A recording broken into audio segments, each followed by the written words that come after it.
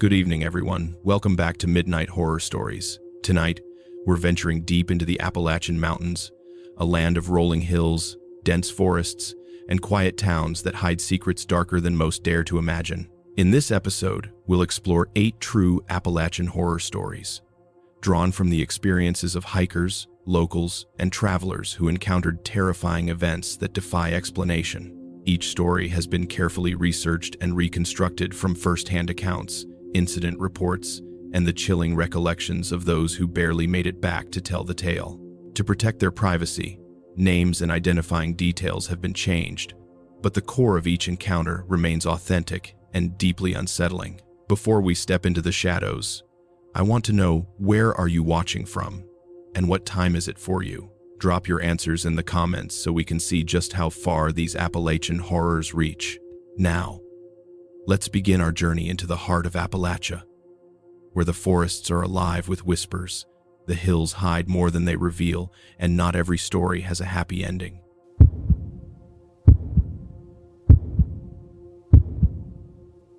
I used to joke that working the late shift at the Salt Creek Dollar General made me the closest thing our holler had to a night watchman, and on those early autumn evenings 2 years ago, when the fog settled low and the road went quiet before I even locked the doors, it really did feel like I was the last person awake in the whole stretch of the valley. I would sweep the aisles in that soft humming silence, the fluorescents buzzing overhead, and imagine I was some caretaker in an empty museum no one visited anymore, walking past the same frozen displays.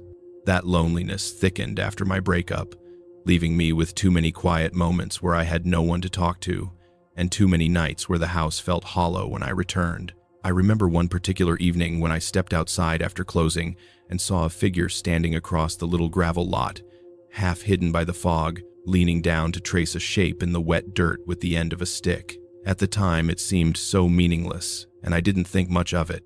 But now that simple, innocent detail sits in my memory like a warning I should have paid attention to before anything else began. My house back then was a small one-story place with chipped green siding tucked at the end of Salt Creek Road, past the bend where the holler narrows and telephone signals die out. I rented it because it was cheap and quiet and far away from my ex, but the quiet turned into something heavier as the nights got colder. Most evenings, I followed the same routine without even thinking. Heat up a can of Progresso soup, check the back porch for packages, even though none came, and then settle on the couch with a blanket I'd taken from my old life. That routine didn't feel like comfort anymore. It felt like something I clung to because everything else had fallen apart. I can say now that I wasn't just lonely back then. I was embarrassed by how lonely I was, and embarrassed that nobody noticed how much I was unraveling. I first sensed something wrong on an evening when a metallic taste hit the back of my mouth as soon as I stepped onto the porch. The air was cold and still, the kind that carries sound too far, and I smelled damp earth drifting up from the creek. My welcome mat was nudged sideways, just enough to make me stop, but I told myself it had caught under the door earlier. Inside, I bent down to untie my boots and felt a soft, gritty smear along the inside of the porch door window. It looked like someone had pressed their hand there from the inside, sliding it downward. I stared at it too long, telling myself I must have touched it myself at some point, maybe with dirty hands after taking out the trash, even though I always washed my hands as soon as I got home. I wiped it off, trying to ignore the unease bubbling in my stomach. That night, lying in bed, I heard it for the first time. The faintest metallic tick from the back door, like someone nudging the latch with a fingernail. It came at the same minute the digital clock flicked from 9:23 to 9:24, which felt too specific to be anything normal. I froze under the covers, telling myself it was metal settling in the cold, even though I'd lived there long enough to know every sound that house made. When it stopped, I lay awake for hours, wondering if I should call my sister, but I already knew how that conversation would go. She'd say I was stressed from the breakup, or tired from work, or imagining things because I didn't like being alone. The next morning, trying to shake it off, I checked the outside of the porch door before leaving for work. Nothing unusual, or at least, nothing I let myself acknowledge. I took a picture anyway, snapping the glass, the wood frame, the little half-rusted latch. Later, on my lunch break, when I tried to show it to my coworker Marlene, who always cared more than she pretended. The image had a soft blur across the lower half, as if someone had breathed over the lens. She squinted, leaned closer, then stepped back with a weird expression I couldn't read. "Looks fine to me," she said, and walked away faster than normal. That night, she told me she didn't remember me showing her anything at all. I knew she was lying. She knew I knew, but neither of us said a thing. That evening, the fog was so heavy it looked like it had weight. I drove home slowly, my headlights cutting pale tunnels through the white. When I got out of my car, I heard wet leaves shifting somewhere in the yard, like someone had stepped lightly to avoid making noise. I called out a soft hello before catching myself, and the silence that followed felt too deliberate. I hurried inside and locked both the knob and the deadbolt, pressing my ear to the cold wood. I didn't hear footsteps, but I felt something close beyond the window, like presence has its own quiet pressure that seeps through glass. At 9:24, the tick came again. Soft, careful, like someone was testing how much force they could apply before making noise. I felt my throat tighten. I made myself walk to the kitchen, counting each step to steady my breathing, then peeked around the corner toward the door. Nothing moved, but the chill coming from that direction felt colder than the rest of the room. I sat with my mug of chamomile tea, hands shaking enough to make the liquid ripple. That metallic taste returned, settling heavy on my tongue. When I finally fell asleep on the couch, I dreamed of someone tracing shapes in the fog outside the store again, bending down patiently, as if practicing. One night, determined to catch whoever it was, I turned off every light and waited in silence, with my phone camera pointed at the back door. The house hummed with that deep quiet that feels like a held breath. At 9:24, the tick came, but this time it was followed by the faint scrape of a fingernail sliding along metal. I snapped a picture, the flash too bright in the dark, and I swore I saw the shadow outside shift before vanishing into the fog. My heart pounded so hard it made my vision pulse. When I checked the photo, half the frame was warped by a smear, like a handprint dragged across the lens itself. Even the timestamp looked melted, as if it had been touched before the image saved. The next morning, I drove straight to the sheriff's office, gripping the phone so tight that my knuckles ached. The deputy listened politely, but I could tell he was already brushing me off. He looked at the picture for half a second before handing the phone back. "Fog does weird things with light," he said. "Probably just critters scratching around your porch." He suggested I buy motion lights. I left feeling smaller than when I walked in, feeling dramatic and foolish for being afraid of a sound I couldn't prove. That metallic taste stayed with me the whole drive home. One night, not long after, I decided I couldn't take the silence anymore. I invited my sister over, telling her I'd made a casserole and wanted company. She arrived tense and tired, saying she could only stay an hour. We sat at the table talking about nothing important until that minute came 9:24 and the metallic tick sounded again. So soft I barely heard it over her fork scraping the plate. But she heard it. Her hand froze. Her eyes lifted slowly toward the back door. In that moment, her face went pale in a way I've never seen. But when I whispered, "Did you hear that?" she shook her head quickly and stood to wash her dish, pretending everything was normal. She left 10 minutes later, hugging me too tight and telling me to try and sleep. She never mentioned the sound again. I didn't ask. The final night I spent in that house came after a long shift where the fog started rolling in early. Marlene had left before me, and I swear I saw that same unfamiliar figure in the parking lot again, bent low, tracing another shape in the dirt. I stayed in the store longer than necessary, pretending to straighten shelves just to avoid going home. When I finally forced myself to lock up and drive back, the fog outside my house was thick enough that the world looked like a blank page around the porch. Inside, the cold felt candle still, unmoving. I checked the latch on the back door twice, then tried to distract myself with a load of laundry. I had just pulled warm shirts from the dryer when I heard a soft tug on the back door, not the latch this time, but the whole frame shifting under pressure. My legs went weak. I pressed myself against the hallway wall, listening, breathing shallow. The tug came again, slow and patient. The smell of damp leaves seeped into the house. Then came the faint scrape of a fingertip sliding down the glass. I don't remember making the noise, but I must have, because the tug stopped abruptly. The silence that followed was heavier than anything I'd felt before. When I finally dared to look, I saw the faint outline of a hand through the fogged glass. Someone leaning close enough that their breath left a white bloom on my side of the window, as if the barrier between inside and outside meant less to them than it did to me. For a long moment, we stayed like that.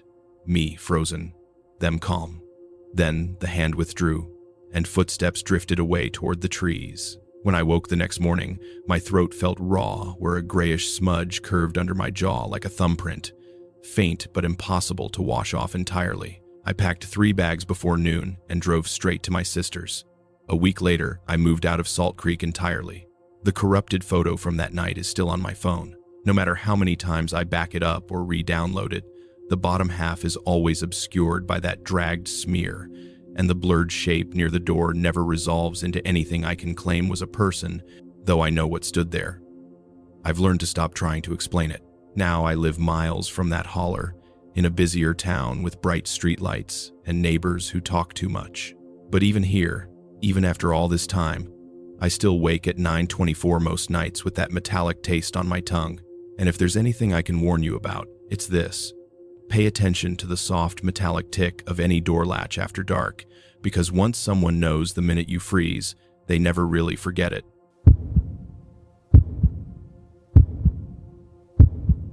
I had never felt entirely comfortable in Aunt Lila's house. Even before she moved in, I was 24, recently dropped out of college, and starting over seemed to mean spending my weekends in odd places with family I barely knew beyond holidays. Bland County, Virginia, was heavy in June, humid and storm-heavy, and the air clung to your skin like a wet blanket. I arrived for her housewarming in the late afternoon, expecting chatter, awkward hugs, and casserole dishes that smelled of canned mushrooms. The house was new, freshly painted and varnished, and smelled faintly of floral polish.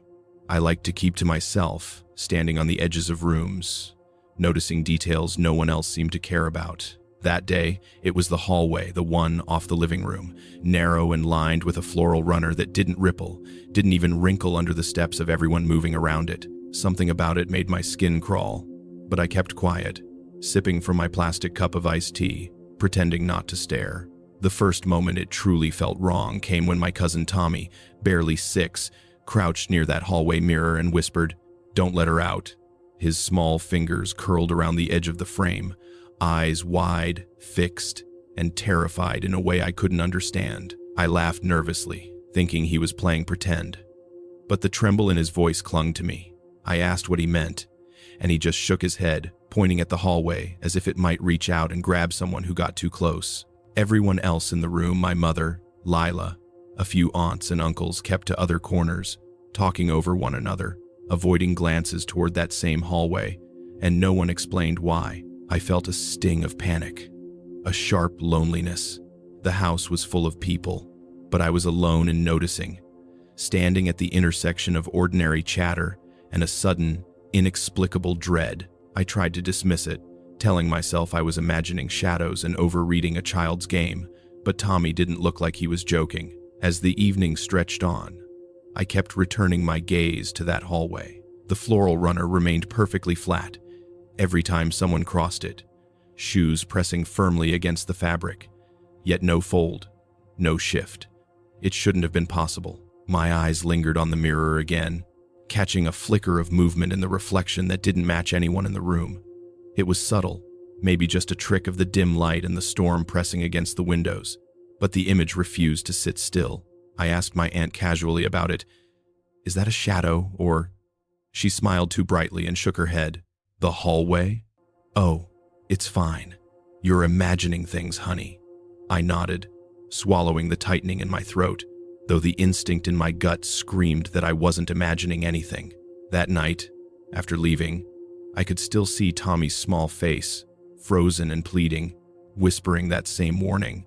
I tried to brush it off, but sleep was uneven, full of twitching dreams where the hallway seemed longer, darker, and impossibly still. The next time I visited, I brought my camera, hoping to capture something I could rationalize later. Everyone avoided the hallway again, even Aunt Lila, laughing nervously when I mentioned my curiosity. I moved slowly, framing shots of the living room and kitchen, careful not to step on the runner. When I reviewed the pictures, the hallway was always there, slightly distorted, the floral pattern warped subtly, as though the lens had caught a ripple that didn't exist in reality. One image, especially, made me flinch. In the mirror, I swore I saw a vague human shape standing behind the reflection of the sofa, perfectly still. My cousin Tommy wasn't in the frame. My aunt glanced over my shoulder and said, "Camera tricks, probably the light." I wanted to argue, to force her to acknowledge it, but I didn't. People always dismiss these things, and part of me was too timid to insist. Still, my pulse raced when I looked at that corrupted image again and again. By the third visit, the unease had wrapped around me like the humid air outside. I tried to talk to Tommy alone, kneeling beside him in the corner of the living room. I asked if the hallway had ever done anything. If there was a reason he whispered that phrase. He looked at me, blank and small, and muttered, "She waits. Don't go there." His tiny hands trembled, holding his toy truck as if for protection. I laughed softly to disguise my fear, brushing his hair back, but my own hands shook more than his. Walking past the hallway, the floral runner stayed impossibly smooth beneath my feet. I reached for the wall for balance, only to feel a cold breath of air against my wrist, though the windows were shut tight. I froze, trying to convince myself it was a draft from the storm. When I turned back, no one was there. The house hummed with conversation elsewhere, oblivious. I didn't tell anyone. How could I? Who would believe that a hallway seemed alive or waiting? It was just me noticing, and that isolation stung worse than the cold that lingered along my skin. Later that night, I wandered into the hallway alone, trying to reconcile what I had seen. My reflection in the mirror seemed sharper, clearer than ever, yet it shifted subtly when I blinked, a fraction slower than my movements. I reached to touch the glass, and my fingertip passed through a faint resistance, like brushing against air mixed with something heavier. A chill snaked up my arm, leaving a mark, faintly blue against my pale skin. I recoiled, heart hammering, and stepped back. In that instant, I was convinced the hallway had noticed me, recognized the intrusion. I ran back to the living room where voices and laughter buzzed, a wall of normalcy that didn't reach me. Aunt Lila caught my arm, asking if I was dizzy, but when I tried to point toward the hallway, she waved it off. "You've been inside all day, maybe tired," she said. I nodded and walked away, swallowing my panic, trying to fold the image of that distorted mirror and the unnaturally flat runner into something explainable. But even as I smiled at the family gathering, part of me never left the hallway. The last time I visited, I brought my notebook, scribbling observations in the corners of the pages, trying to make sense of it in black and white. The storm had settled into a drizzle. The house smelled of wet grass and wax polish, and everyone remained clustered around the kitchen. I glanced down the hallway, the runner impossibly smooth, and caught Tommy staring again, his small lips moving soundlessly, warning me without words. I wanted to capture a photo, but my camera failed to turn on, battery dead despite showing full charge earlier. I tried again, shaking it, breathing shallow and fast. Nothing. My cousin's gaze followed me as if pleading, and I realized I didn't need the camera to remember. The evidence was there. The flattened runner, the corrupted images in my mind, and a faint bruise on my wrist that pulsed when I thought too hard about the hallway. I took a step back, letting the normal chaos of family conversation pull me away, and I decided that was enough. Some things didn't need to be proven. They just existed, waiting for the wrong moment to claim attention. I haven't been back to Aunt Lila's house since. I tell myself it's fear, but it's more than that. Unease that lives in the subtle details, the overlooked corners, the smooth runner that refuses to move. When I close my eyes, I still see Tommy's small figure, whispering, and the mirror reflecting more than it should. My wrist sometimes aches, faintly blue under the skin, as if the hallway remembers me. If I drive past that street now, even years later, I keep my eyes forward. I don't linger. I don't speak of it. That house doesn't want attention. It wants distance, and so do I. If you ever step into a house where everyone seems to avoid a single hallway, where a child whispers warnings no one acknowledges, do yourself a favor. Don't walk down it. Don't even glance at the mirror. Some doors, some spaces, don't welcome curiosity. And the small details, the perfectly flat runner, the faintly warped reflection, are enough to tell you to leave before you regret it.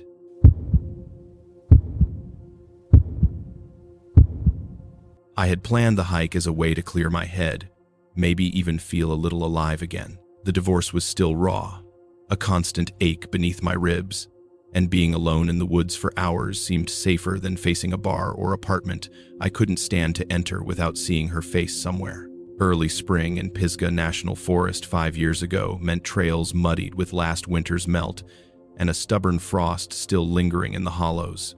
The air had that sharp, wet smell of thawing leaves, and I liked it, even if my hands were numb inside my gloves. I set off before sunrise, boots heavy with mud, my pack loaded with the essentials: water, a map, a first aid kit, and the small notebook I always carried to track wildlife signs. I was halfway up the ridge when I first noticed it, a shadow between two oaks, standing still while the light shifted around it, doing nothing but watching. At first I thought it was another hiker, maybe someone lost, until I realized it didn't move when I stepped closer. It just remained, folded into the tree line like it had grown there, and the wind whistled between the branches in a pattern that made my chest tighten 2 notes. Pause. Nothing else. I tried to shake it off as paranoia, the sort that comes with too many nights patrolling quiet back roads alone. I had been careless lately, skipping the early morning drills, letting small mistakes pile up, and I hated that about myself. The figure vanished before I could see a face, but when I glanced down at the trail, I saw something that froze me. Fresh boot prints in the mud, right beside my own, not a few steps back, not scattered like deer tracks, but perfectly aligned with mine, as if someone had been mirroring me for miles. I stopped, telling myself it had to be a hiker who had taken the same path before dawn. Rational thoughts like that usually worked, but that morning, the mud carried a distinct weight that whispered of something deliberately matching my stride. The second wrongness came when I paused near a fallen oak to catch my breath. My water bottle rattled against my pack for no reason. Or maybe I had brushed it with my glove, but the sound wasn't enough to make me look up. The low whistle returned 2 notes. Pause so soft I almost convinced myself it was the wind, until the echo came back, slightly delayed, as if a second whistle had been timed just behind mine. I froze, chest tightening, and glanced over my shoulder. Nothing, but every few steps afterward, I caught glimpses of that shadow at the edge of my vision, always keeping pace, always silent. I told myself I was imagining it, that maybe exhaustion was playing tricks, yet the uneasy tightness in my gut refused to loosen. By the time I reached the ridge overlook, I was sweating through my jacket despite the cold, and my hands were trembling not from the climb, but from knowing that something or someone had been following me, perfectly silent, just out of sight. I made it back down the trail faster than I intended, boots squelching through mud and leaves, and noticed that the boot prints had disappeared. Only mine remained, twisting in the clay as if I had been hiking alone the entire time. That night, back in my cabin-like apartment, I tried to tell my partner from work about it over the phone. He laughed lightly and said I probably spooked myself with too much time alone, maybe imagined a deer standing upright in the shadows. I didn't press it further. Part of me wanted someone to believe me, but I was already exhausted from arguing reality with myself. My solitude had trained me to survive alone, and admitting fear felt like admitting weakness I couldn't afford. A few days later, I returned to the same trail. The forest had grown quieter, the spring winds cutting sharper, as if the world itself was holding its breath. I was scanning for signs of wildlife when I heard it again. The low whistle, 2 notes, pause, drifting from deeper in the woods. I paused, trying to pinpoint the source, but each time I moved, it seemed to move with me, always a few hundred feet behind, perfectly timed. My heart pounded, and I could feel sweat pooling at the small of my back under my pack. I considered turning around, calling it quits for good. But something in me, a mixture of stubborn pride and fear, drove me forward. I wanted to see it, to prove it was just another human being, maybe some local playing tricks. But when the trail opened into a clearing, I saw the shadow again, now more distinct, more human-shaped than before, its outline solid in the morning mist. I stepped closer, and it took one silent step back, maintaining distance without sound. My stomach knotted. This wasn't a deer, not a hiker, not anything rational. That day, I brought my camera, a small digital point and shoot, hoping to catch something as proof. I snapped photos along the ridge, keeping an eye on the periphery. When I reviewed the shots later, all the pictures were blurred in the same spot, the corner of the frame where I had glimpsed the shadow. In each image, there was a vague vertical smudge, darker than the trees, but lacking definition, almost as if the camera refused to capture it fully. My partner at work insisted it was motion blur, a trick of early morning light and shaky hands. I didn't argue, even though my gut twisted. I had tangible evidence, even if it was corrupt, and no one would acknowledge it. Alone again, I felt that familiar knot of isolation tighten, reminding me how vulnerable I had become, how careless I'd let myself get. The third encounter was worse. I had decided to hike late in the evening, the last light of day stretching through the canopy in long orange shafts. I had the trail mostly to myself, and I was counting birds for work notes when the low whistle came again. Faint at first, then sharper, 2 notes and a pause. Rhythmically, I stopped moving. My ears picked up the slightest crunch of leaves behind me, in perfect sync with my own steps, but not a sound of breathing, no snap of a twig, nothing human. I spun around. Empty. My skin prickled. That's when I felt it. Someone or something had brushed the back of my neck, a chill so cold it penetrated the thermal layer of my jacket. I whipped my head, and of course, nothing was there. When I looked down, the mud near my boots had a small, shallow impression, an imprint, almost hand-shaped, pressed lightly, as if someone had rested their palm there and lifted it. I rubbed at it. The impression remained faintly for a few minutes, then vanished, leaving only wet soil behind. Weeks passed, and I tried to avoid that section of the ridge. I hiked different trails, visited other areas, but the whistle always found me. It started small, faint, almost imagined. Then it came during routine patrols, while I checked hunting licenses, walked along logging roads, even when I was miles from the forest.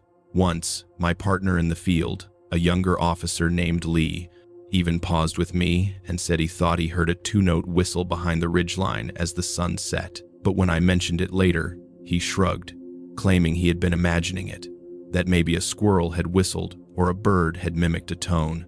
The denial didn't surprise me anymore. The solitude was something I carried in my bones. People always dismissed the edges of my perception, and I had to live with it alone. The last time I saw the shadow, I had decided to hike at dawn, hoping light would expose whatever it was. I was halfway down the ridge, the sun just touching the treetops, when the low whistle came again. This time, I didn't hesitate. I turned sharply, expecting to confront a person, but instead, I saw a human-shaped figure standing still, watching me from across a small clearing. Its shape was indistinct, featureless, like a dark silhouette that had taken human form to mock me. I raised my binoculars, but the figure shimmered like heat haze, like the forest itself refused to hold it clearly. I stepped back slowly. The whistle repeated. 2 notes. Pause. And as I glanced over my shoulder, I saw nothing else. No footprints, no movement, only the gentle slope of the trail stretching empty ahead. My chest tightened. I knew then that it didn't follow randomly, it chose when I would notice it, letting fear shape my movements without touching me directly. I returned home that morning, exhausted and shaken, and discovered a faint mark on my wrist from my gloves, a thin, crescent-shaped bruise I hadn't noticed before. It ached when I bent my arm. I tried to photograph it, but every picture came out blurred, the bruise darker in reality than it appeared in the image. Even now, years later, that mark sometimes pulses when I'm hiking new trails.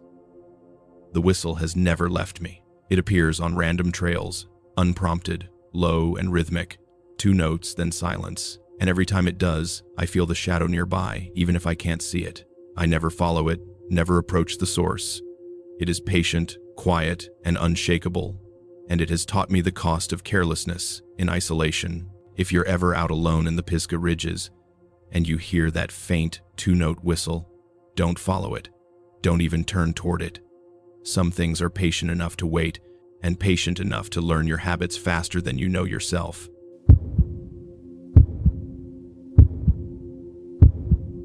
I used to think that late-night drives were the only time I had to myself. The moments after a 12-hour shift at Walmart when the world outside felt quiet and forgiving. I was 40, a single mom, and exhaustion had become its own kind of companion. I would sit in my car, letting the engine idle while my body tried to convince me to sleep, and my mind wandered through thoughts of bills, school forms for my son, and the growing ache in my shoulders. The streets of Elizabethton in late fall were slick with rain nearly every night, mist curling from the gutters and pooling in the corners of the empty parking lots. One night, about 5 years ago, I stopped at a red light near the intersection by the Dollar General I'd just left. The inside of my rear window fogged over, and that was when I saw them finger-shaped smudges pressed into the condensation, like someone had been leaning on the glass from the back seat. I froze, heart jumping, thinking maybe I'd been too tired, imagining a shape that wasn't there. But the pattern stayed, dripping slowly toward the bottom, and the chill that came with it didn't belong to the cold outside. I glanced over my shoulder, telling myself I'd catch a glimpse of the neighbor's cat or a passing pedestrian, but no one was there. My pulse was thundering, and the familiar, stale smell of wet clothing filled the car, a smell I had noticed before but never traced, like damp fabric left to rot. I sat up straighter, eyes darting between mirrors and fogged glass, listening to the rain, the cars passing by, the distant hum of a neon sign buzzing behind me. Every time I thought I was imagining it, the fog on the glass would thicken, the finger marks more defined, curling and stretching in ways they couldn't if a child had pressed against the window. I blinked, rubbed at the condensation, but the marks lingered, leaving me breathless.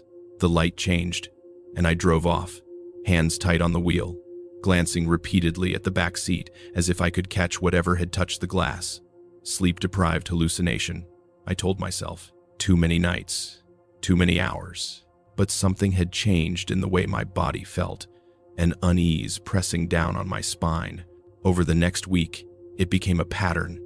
Every red light, every stop sign, I would glimpse movement just out of the corner of my eye in the back seat, a vague, hunched shape that vanished when I turned to look directly. Sometimes I would swear I saw hair fall across a shoulder or a fleeting glint of an eye, though the car remained empty when I checked. I told my friend at work, Karen, half laughing, half panicked. "You're imagining it," she said, brushing a strand of damp hair from her face.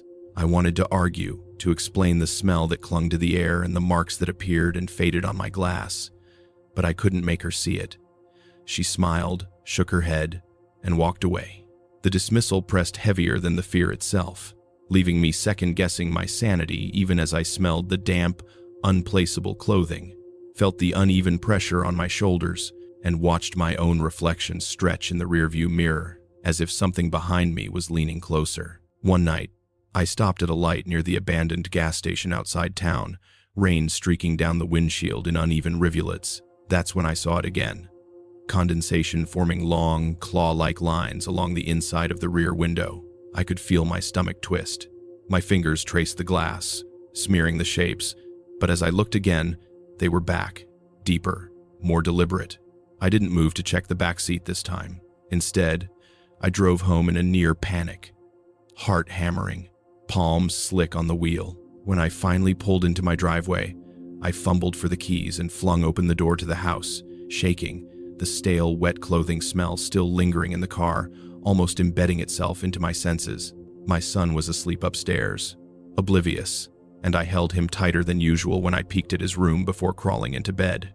Sleep wouldn't come, not until the smell faded from my clothes and the back seat seemed impossibly empty. I tried to record it once, setting my phone on the passenger seat with the camera facing the back. I wanted proof, something tangible to show anyone who might listen. The recording, when I reviewed it later, was corrupted. It played in strange, jittering bursts, the sound distorted, an almost human sigh layered over static, and the image blurred in ways that didn't match the movement of the car. Karen and my neighbor both glanced over when I showed them, nodding with polite concern. "Probably just your imagination," they said. The dismissal stung again. The bruise on my shoulder, faint but undeniable, was all that remained as proof that something had been in my car. I couldn't ignore it. It was a mark I had never received from a fall, a push, or anything else I could account for. My son's safety loomed in my mind, a sharp, gnawing anxiety that I couldn't silence. The next morning, I installed cameras in the car, tiny dome-shaped things that clung to corners and recorded continuously. Watching the footage later, I would see nothing at first, just the empty back seat, dim light from the street lamps outside, rain splashing against the windows. Then, some nights, the footage would capture its shadows stretching oddly, as if someone crouched just out of view, the faintest glint where an eye might be. The smell persisted no matter how often I cleaned the car, scrubbed the upholstery, and left the windows open on dry days. Every time I opened the car door, I flinched. Every time I stopped at a light, I checked the rear view, half expecting a figure to slide into the seat behind me, breathing stale and damp. I didn't tell anyone anymore. There was nothing anyone could do except keep watch with me, and I couldn't rely on anyone else to see it. It became a ritual. Twice daily, sometimes more if I had errands or extra shifts, I checked the back seat thoroughly. Even if I hadn't been on the road, I would lift the floor mats, inspect beneath seats, check the trunk even. The air still carried that smell in faint bursts, the ghost of wet fabric clinging like a warning. One night, I caught my reflection in the rear view, fatigue etched into every line of my face, and in the darkness, I swore my eyes caught a movement in the back seat that mirrored mine, a delayed mimic that vanished when I blinked. My heart would pound, sweat pricking my temples, and I would spend the rest of the drive gripping the steering wheel tighter than usual, willing the car to remain empty. The knowledge that someone or something had been hiding, following, waiting, was no longer hypothetical. I couldn't rest. I couldn't ignore it, and I couldn't let my son ride alone with me until I felt certain the car was empty. Even with cameras, the unease never fully left. Years later, I still check the back seat twice daily, morning and night, before anyone steps inside. I smell the faint residue of wet clothing that shouldn't be there. I feel the tight tension in my shoulders, the bruise that never completely faded, a quiet reminder that the threat was real, not a hallucination. The videos, partially corrupted, still play with odd glitches, revealing shadows that don't match the angle of the light or the movement of the vehicle. I don't drive after dark without scanning every seat twice. I avoid red lights near empty intersections if I can. The fear has become part of me, a small, constant companion that keeps me vigilant. And though my life has moved on, my routine is forever altered. I've survived, but I am not the same woman I was before that first finger-shaped smudge. If there's one thing I've learned, one piece of advice I can give, it's this. Never ignore your instincts about the backseat of your car, especially late at night, after a long shift, when exhaustion and shadows mingle. That condensation, that faint smell, the sense that someone has been there, is real. Don't dismiss it. Look once, look twice, and trust what you see, even if no one else does.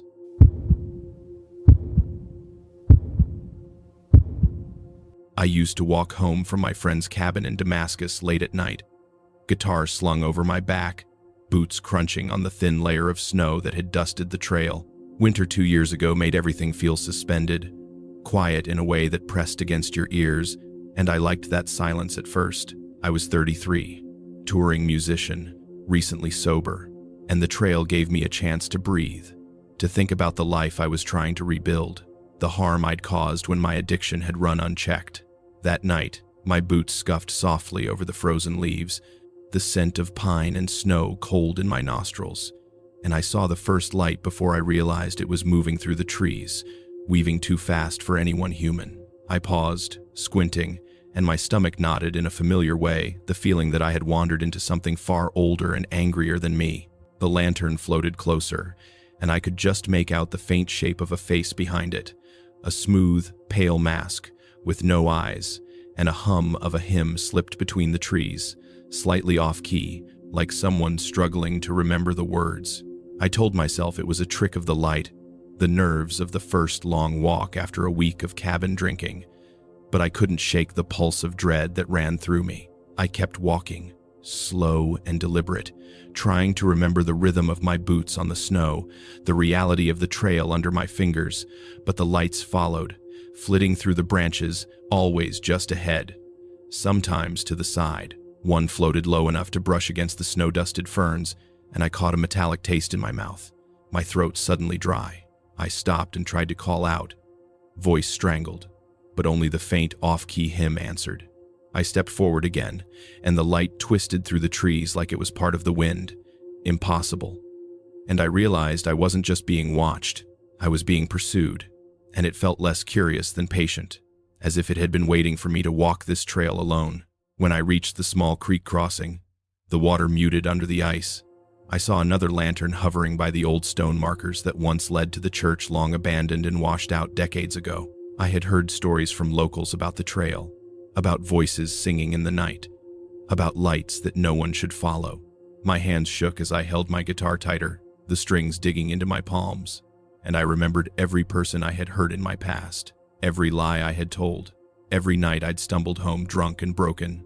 The lantern's light split across the trees, revealing a face without eyes again, and the hum grew louder, more insistent, twisting slightly as if mocking me. I stumbled, almost dropping my guitar, and felt a stinging scratch along my forearm, a thin red line that hadn't been there moments before, proof that I wasn't imagining any of this.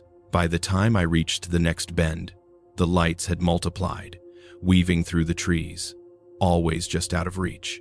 And I realized that the trail was no longer just the forest beneath my boots. It was a corridor of judgment, echoing the mistakes I had made.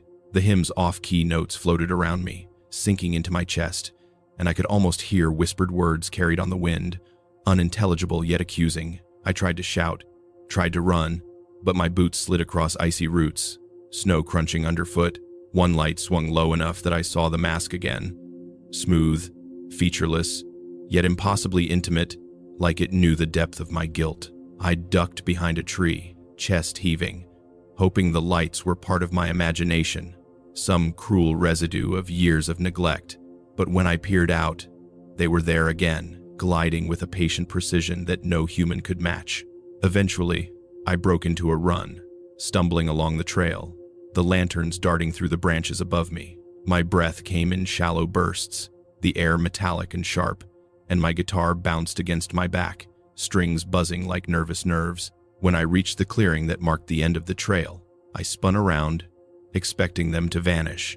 But the lights lingered at the edge of the trees, swaying gently, as if weighing my worthiness.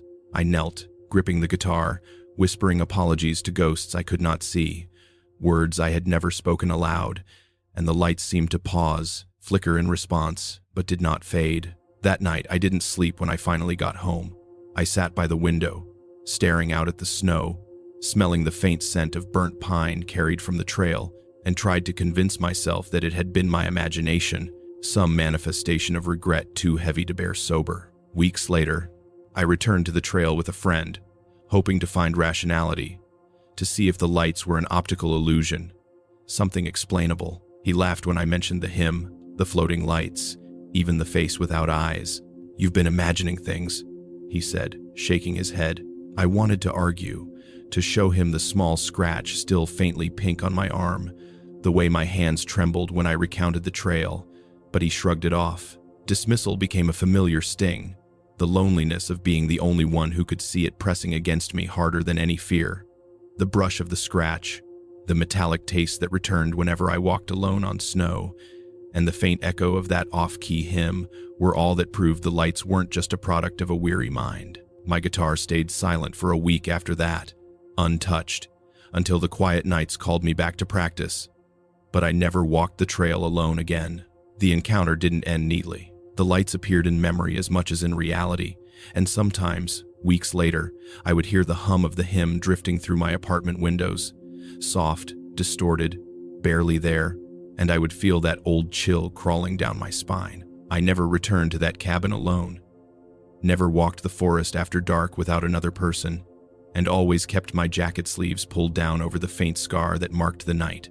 My reflection in the window sometimes catches the metallic gleam of snow on the trees, a hallucination perhaps, or maybe the reminder that those lights are still out there, still weaving, still waiting for someone who thinks they've left the past behind. If there's a lesson I carry with me from that winter night, it's this: never walk alone on the gospel trail after dark, especially when the wind carries the off-key hum of a hymn. The lights, the faces, The scratches, they are all real. They are patient. They are judgment and memory woven into the night, and they will not forgive. Keep company. Keep your steps deliberate, and do not, under any circumstances, follow a floating light into the forest, no matter how beautiful or fragile it appears.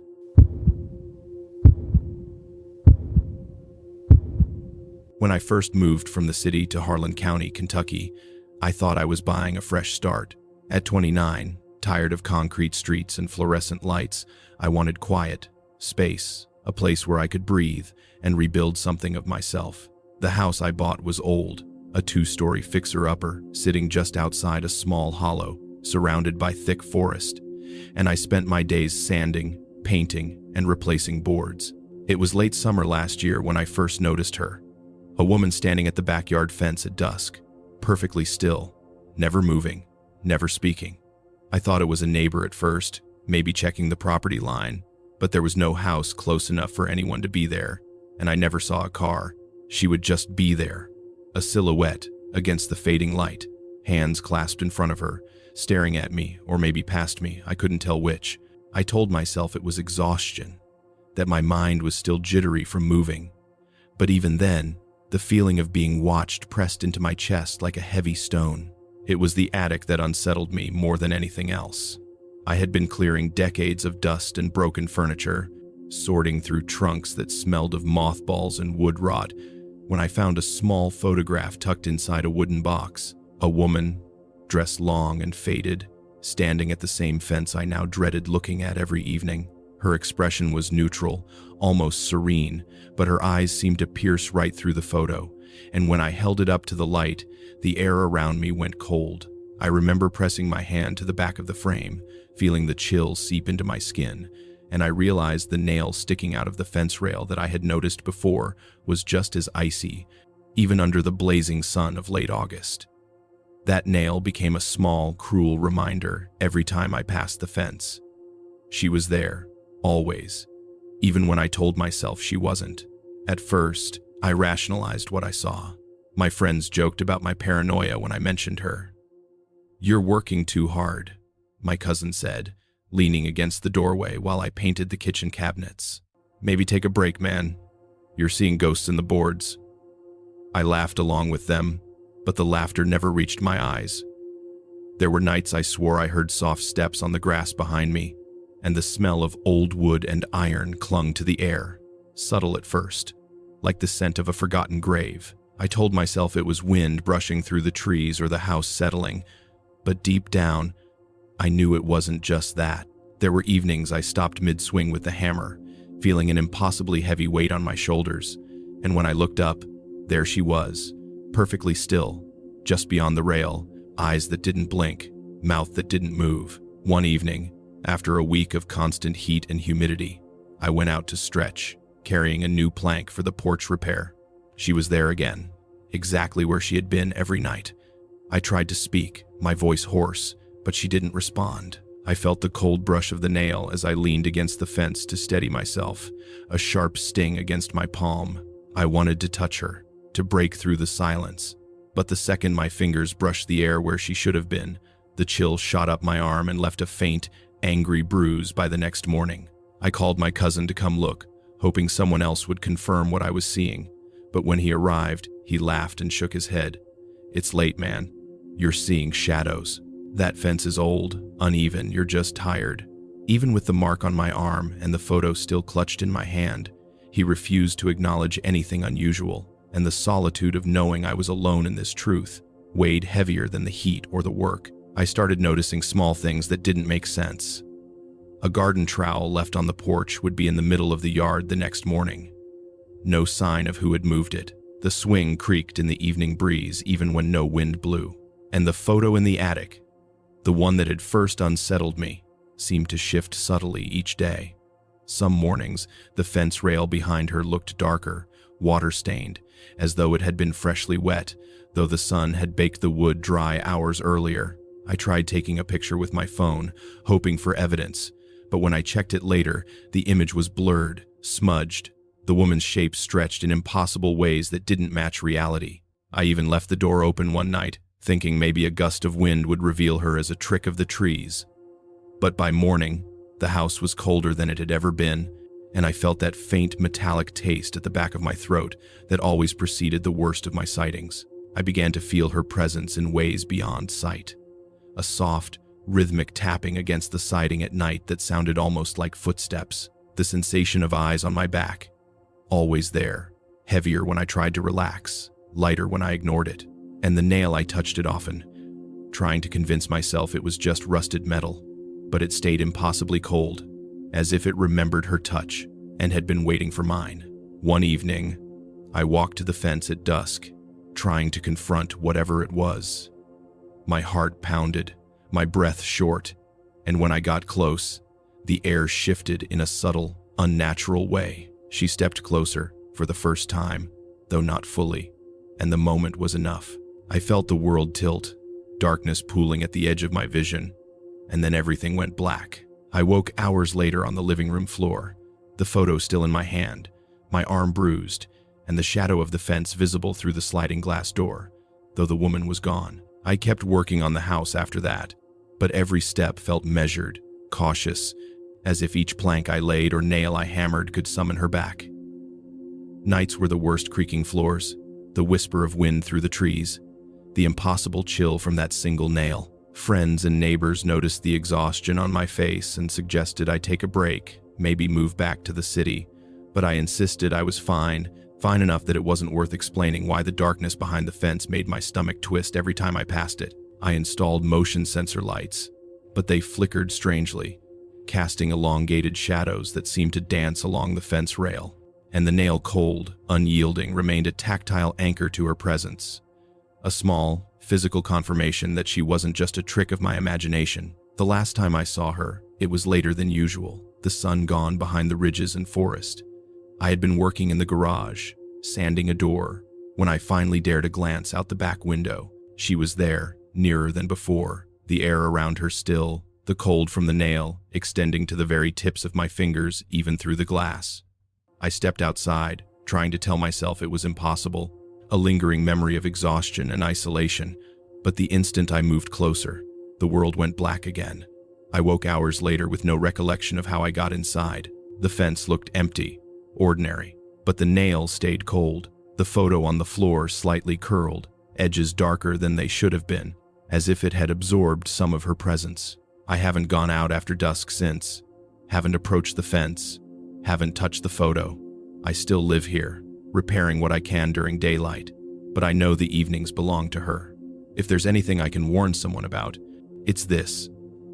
A woman standing at a fence, still and silent, is not always a neighbor, and that single rusted nail, cold to the touch no matter the season, is a warning. Do not reach for her. Do not cross the fence line, no matter how curious you are. Some things are meant to be observed from a distance, from the safety of daylight, and even then, they leave their mark. The house feels empty now, but I know better. She waits, and the nail remembers.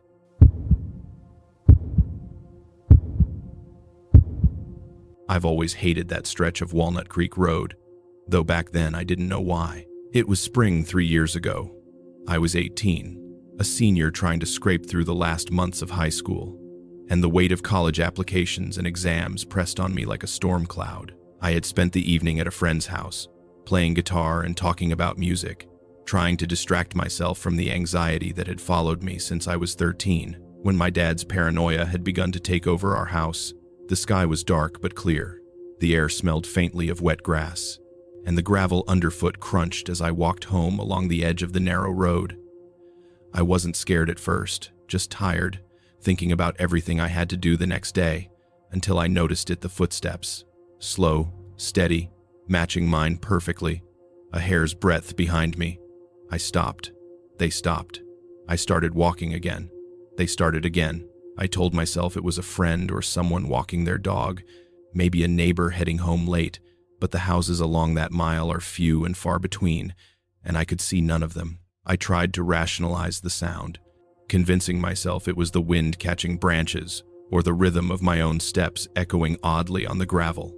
But there was something in the timing that refused explanation. Every pause I took was mirrored, every step I made followed by the same crunch behind me. My heart began to hammer, not from the exertion, but from the realization that someone or something was tracking me exactly. I felt that old, familiar gnaw of fear, the one my father had always carried around with him, and I hated myself for feeling it too. I didn't want to become him. A long shadow stretched across the road behind me suddenly, a black smear that didn't belong because no lights were anywhere near. I spun, but the road was empty. The shadow moved in the same rhythm as my own steps, lengthening and shortening in the uneven dips of the pavement.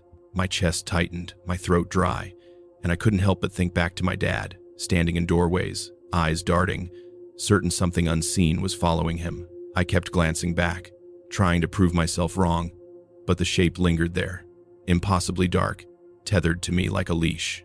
I reached into my pocket for my phone, shaking, and the moment I shone the flashlight back over my shoulder, nothing was there, just empty road and swaying trees, though the crunch continued. I tried running, thinking speed would break the pattern, but the footsteps matched me step for step. Every muscle in my body screamed to turn around, to confront, to flee. But I kept my eyes forward, straining to see houses or any sign of another human. When I paused again near a bend, I saw something in the moonlight that froze me solid.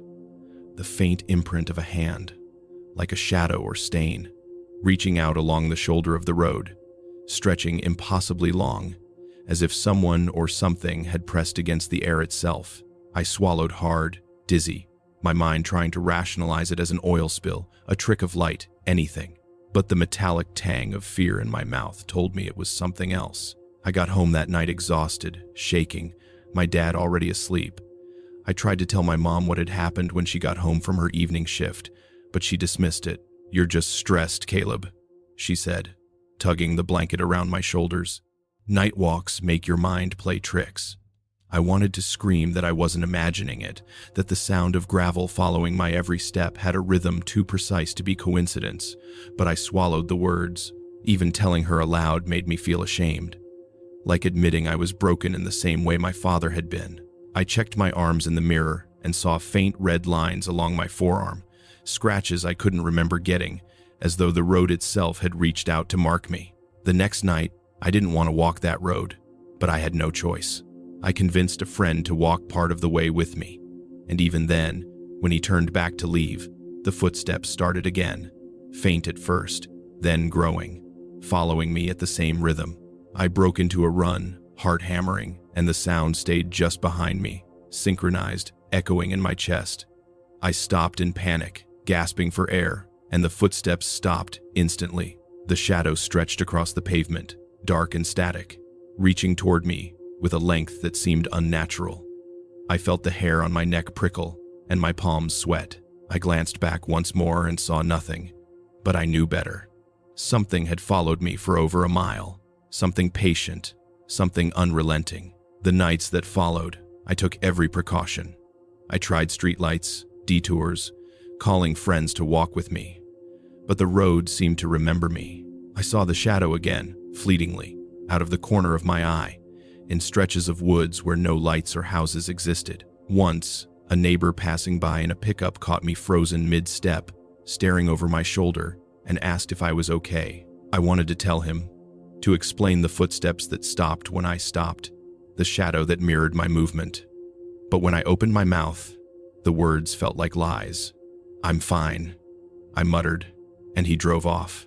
Later, I realized he probably thought I was imagining things, but that didn't make the sense of being hunted any less real. The scratches on my arm lingered faintly, a small proof of the night walks, a mark my mom still asked about but I never explained. One night, I tried recording my walk, phone held up like a shield, hoping for evidence.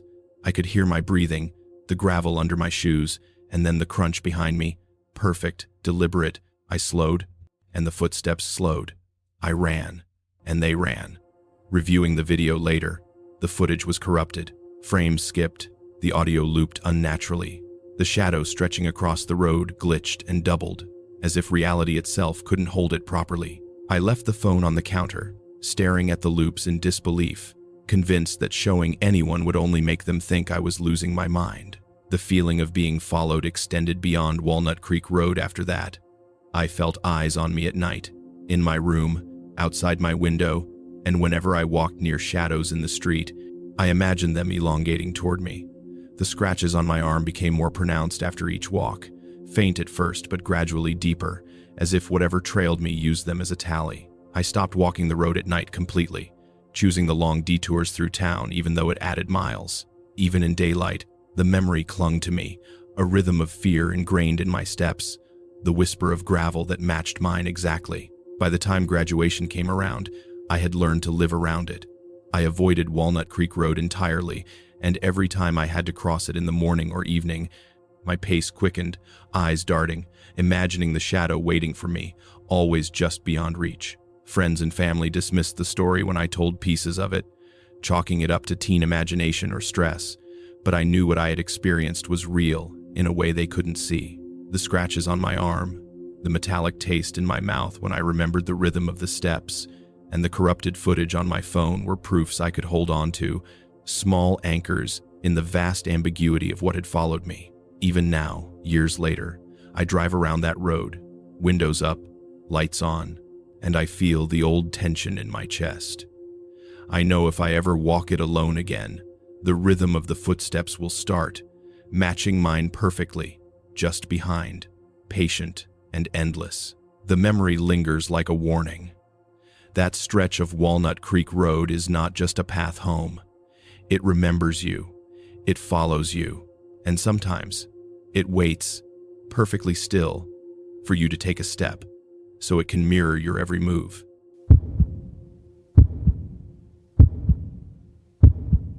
I used to joke that working nights at the rehab wing outside Morganton made me a kind of unofficial groundskeeper, the last awake person watching over a building that never fully slept, but it felt truer in late winter last year than any other time in my life. The world outside the big glass doors turned into miles of dark pines and silent back roads, and the parking lot might as well have been the far edge of some wind-scraped prairie.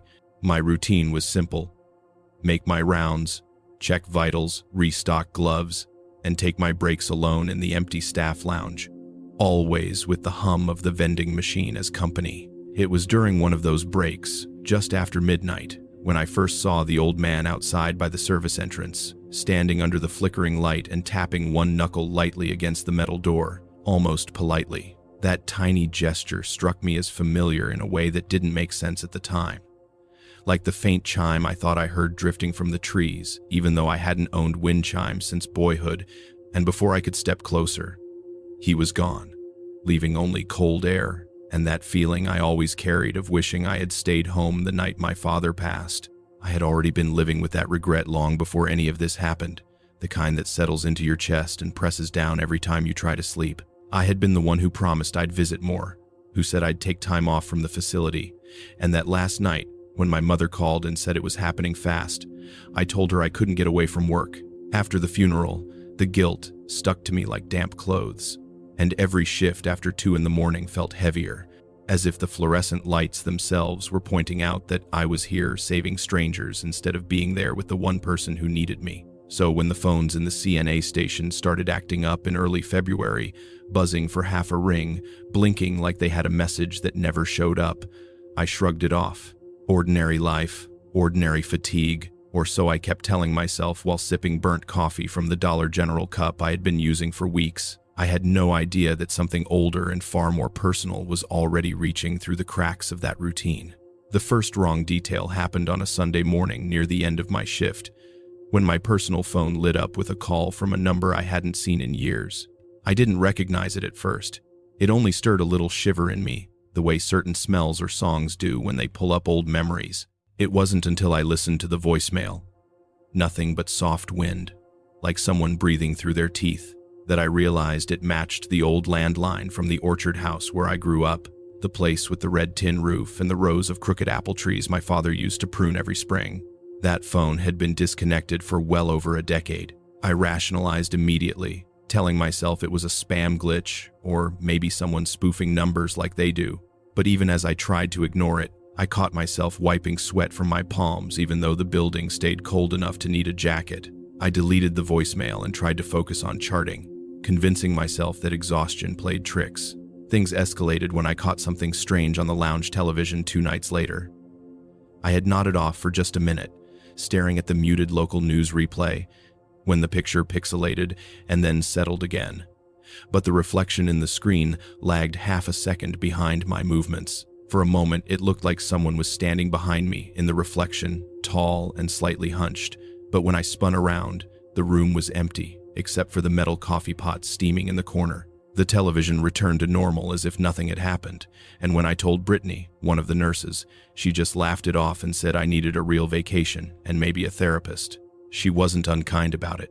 She just didn't understand how frayed the edges of my life already felt. She even admitted vaguely remembering the screen glitch when she walked in earlier, but by the end of the shift, she denied it completely, insisting she must have been thinking of some other day. That dismissal stung more than I expected, feeding that familiar ache of being unheard, the same ache I felt the night my father passed without me there. The physical evidence came a few shifts later when the voicemail icon lit up again. This time it left a recording, just a brief one, but enough to make my knees go weak. It wasn't wind. It was breathing slow, moist, rattled in the way I had tried so hard to forget. That exact sound had filled the orchard house the last night of my father's life, echoing through the hallway as the hospice nurse whispered instructions I struggled to absorb. I brought the phone to my supervisor, a woman named Sherry who had the kind of patience that only comes from decades in healthcare. But when she listened, the recording was only static, nothing more. She gave me a sympathetic look and said grief does strange things, and I should consider some time off, but she didn't hear the rattle, didn't recognize how wrong it was that the file changed between plays. My isolation thickened after that. No one believed me, and I stopped trying to bring it up because every explanation sounded unhinged, even to myself. The first time the old orchard chime sound happened inside the building, I nearly dropped the chart I was holding. It drifted softly from the supply closet near the back laundry hall, that faint tinkling I hadn't heard since childhood, when the chimes used to hang by our kitchen window, catching the breeze off the orchard. I thought maybe something had fallen or maybe a piece of equipment had some new alert tone. But when I poked my head inside, the closet was still and dark except for the single pulsing red light from the emergency power strip. The chime faded as soon as I stepped in, replaced by the thick smell of cold earth, the kind from the orchard after a frost. I closed the door and walked away quickly, trying to steady my hands. But on my forearm I noticed a faint smear of something like dust or ash that hadn't been there earlier, clinging to my skin in the exact shape of a fingerprint. I scrubbed it off in the bathroom, but even after washing, the skin underneath looked darker, like a bruise just starting to bloom. Another moment came on a night when the census was low and most patients were asleep. I was walking down the long west hall, past the room where the televisions were always left on too loud, when every screen suddenly muted at once, even the ones that shouldn't have been tied to the same system. In that heavy silence, my phone vibrated in my pocket again from that dead landline. Against all sense, I answered. For a long beat, there was nothing, only the hum of the hall lights. But then the rattling breath came through, softer than before, wetter somehow, and threaded beneath it was that gentle tapping sound my father used to make on the wooden arm of his chair when he was thinking, a rhythm I had forgotten until that moment froze me in place. I whispered, "Dad," even though I knew it wasn't him in any living sense, and a long exhale dragged through the speaker so close it felt like it brushed the inside of my ear. I hung up and leaned against the wall until the dizziness passed, but the tapping continued faintly somewhere behind me, though the hall remained empty. The third encounter happened outside during my meal break, when I stepped into the cold air to clear my head. The wind carried that faint metallic chime again, drifting from the stand of trees beyond the parking lot. I followed the sound without thinking, walking past the dumpsters and across the gravel until I reached the edge of the woods. In the moonlight, I saw a figure standing among the pines, turned slightly away but unmistakable in its posture, shoulders curved inward, head bowed, hands hanging loosely like my father used to when he was studying the orchard trees for signs of blight. I took a step closer, calling out a soft hello, and the figure shifted just enough to reveal its profile, though the face seemed blurred like a long exposed photograph. The wind chime sound intensified, and then the figure vanished, leaving behind a sudden sharp smell of apple rot and a cold that pressed against my sternum like a warning. When I returned inside, the bruise on my arm had darkened into a small, distinct mark, shaped almost like a crescent, tender to the touch, and impossible to explain away. One night, Brittany witnessed something she later refused to acknowledge. We were restocking linens together when the hall lights flickered, and my phone, sitting on the cart, lit up again with that old orchard number. She stared at it with her eyebrows raised, and for a split second, she whispered, "Isn't that?" before the lights steadied and the phone went dark again. Her face paled, but when I asked her later what she had been about to say, she shook her head and insisted she didn't remember anything odd. She said the number must have been a normal spam call and that I probably misinterpreted her reaction. That denial cut deeper than I expected, tightening the loneliness around me until it felt like I was moving through the halls underwater. The final moment came toward the end of my longest week. I was finishing paperwork in the empty lounge when the chime sounded again. This time so close it felt like it came from inside the room. The air thickened with a cold draft, and the lights dimmed just slightly, enough to make the shadows stretch along the floor. My phone rang despite being turned off minutes earlier. I answered automatically, hands trembling, and the breath on the other end was barely audible, like someone fading away. I whispered all the things I had wanted to say the night my father died, that I was sorry, that I should have been there, that I wasn't avoiding him, just scared to see him in that condition. The breath sharpened on the line, turning almost warm against my ear, and then a voice that wasn't quite his but carried his cadence murmured my name once, stretched thin like wind through bare branches. The line clicked dead. The lights brightened. My chest felt hollow and strangely calm. I still moved on with life after that week. I transferred to another unit, then eventually another facility altogether. Nothing followed me exactly, but the mark on my arm never fully faded.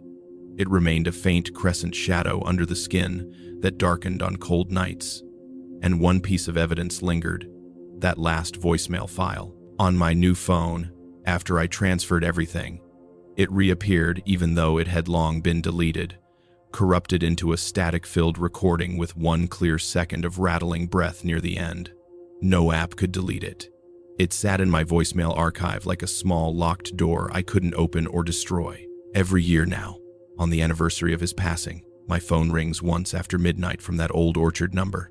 I never answer anymore. I don't think I could survive hearing that voice again, now that I've begun to understand what regret can pull back into this world. But if you ever hear a faint wind chime on a still winter night, especially when there are no chimes to be found, don't follow it. Some sounds are invitations meant for only one person, and once you step toward them, they never truly let you go.